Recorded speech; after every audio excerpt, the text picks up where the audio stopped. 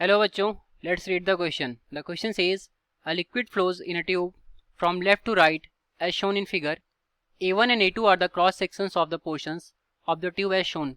Then the ratio of speeds V1 by V2 will be option A A1 by A2, option B A2 by A1, option C under root A2 by under root A1, option D under root A1 by under root A2. So यहाँ question में बोल रहा है कि कोई liquid है जो किसी ट्यूब में लेफ्ट से राइट की तरफ फ्लो कर रहा है. हमारे यहाँ पर जो ट्यूब है इसके दोनों पोर्शंस के एरियाज दे रखे हैं, that is cross section area, वो है A1 और A2. और A1 जो क्रॉस सेक्शन एरिया है यहाँ पर इसकी स्पीड कितनी है, V1 है, और A2 पर इसकी स्पीड V2 है जो लिक्विड है. तो हमें इनकी स्पीड्स का रेशियो बताना है कि V1 बाई V2 क्या होगा फ्रॉम द गिवन ऑप्शन. तो सॉल्व करते हैं इस प्रॉब्लम को. पहले हम यहाँ पर अपना की पॉइंट नोट डाउन करेंगे. तो की पॉइंट हमारा यहाँ पर जो होगा जिसकी हेल्प से हम इसको सॉल्व करेंगे वो बेसिकली हमारा होगा इक्वेशन ऑफ कॉन्टिन्यूटी, जिसकी हेल्प से हम इसको सॉल्व करेंगे. और यहाँ पर एक क्वेश्चन में मिस्टेक है कि A1 के पास यहाँ V2 दे रखा है, ये हमारा V1 होगा. तो की कॉन्सेप्ट लिखते हैं. की कॉन्सेप्ट ये क्या है हमारा, equation of continuity. Equation of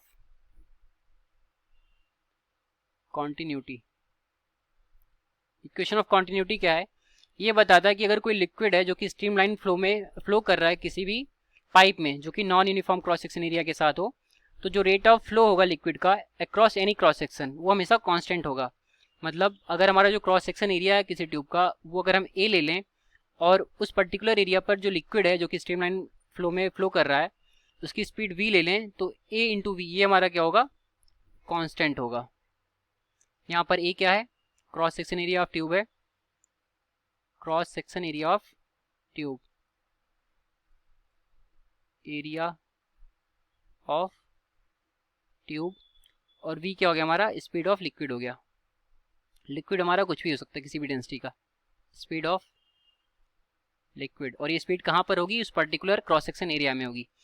तो इसकी हेल्प से हम सॉल्व करेंगे.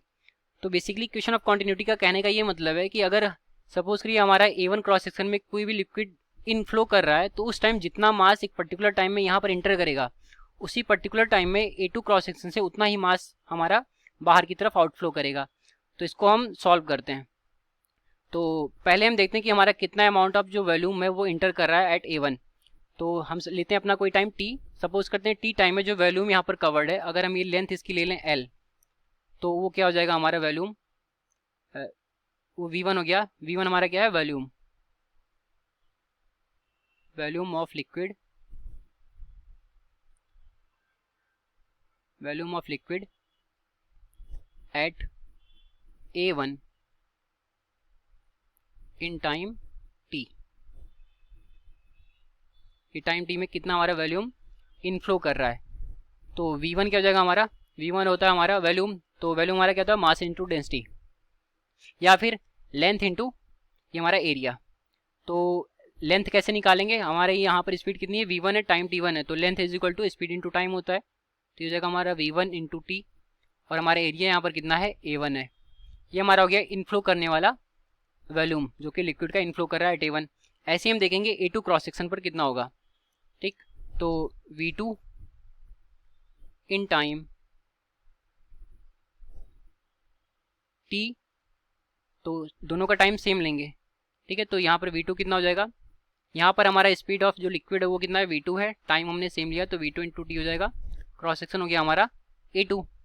अभी इक्वेशन ऑफ कॉन्टिन्यूटी के अकॉर्डिंग जितना मास हमारा लिक्विड का इंटर करेगा उतना ही मास हमारा इस सेकेंड क्रॉस सेक्शन से आउटफ्लो करेगा एट अ पर्टिकुलर टाइम.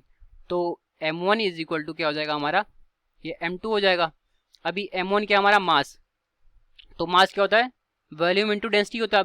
जो लिक्विड हमारा यहाँ पर इंटर कर रहा है सेम लिक्विड हमारा यहाँ से आउटफ्लो भी कर रहा है, तो मतलब उसकी डेंसिटी सेम होगी. तो वॉल्यूम इंटू डेंसिटी, तो V1 इंटू रो, रो हमारा यहाँ पर डेंसिटी है, ऐसे ही हमारा इधर हो जाएगा V2 इंटू रो. अब हम यहाँ पर वैल्यूज डालते हैं V1 और V2 की. तो V1 वैल्यूम है, इसकी क्या हो जाएगी, V1 into T into A1, और ये rho, this will be equal to V2 into T into A2 into rho. Rho से रो कैंसिल हो जाएगा और टी से टी हमारा कैंसिल होगा. इसको यहाँ पर नोट डाउन करते हैं. तो हमारा टी से टी कैंसिल हुआ, रो से रो कैंसिल हुआ, तो यहाँ बचेगा हमारा V1 into A1, this will be equal to V2 into A2. अब हमें यहाँ पर V1 बाई V2 का रेशियो बताना था उनकी स्पीड्स का. तो यहाँ से V1 बाई V2 जब करेंगे तो जो हमारा आंसर आएगा वो A2/A1 के फॉर्म में आ रहा है। ये हो गया हमारा रेशियो, जो कि हमें बोला था क्वेश्चन में निकालने को। अगर हम अपने ऑप्शन से इसको मैच करें तो जो ऑप्शन नंबर बी है वो हमारे सोल्यूशन से मैच कर रहा है। तो जो रेशियो हो गया स्पीड्स का उनके एट बोथ क्रॉस सेक्शंस, वो कितना हो गया, A2/A1 हो गया। तो हम यहाँ पर लिखेंगे अपना final answer, hence option B is correct. तो ये रहा हमारे क्वेश्चन का correct solution. I hope you understood it well. Thank you.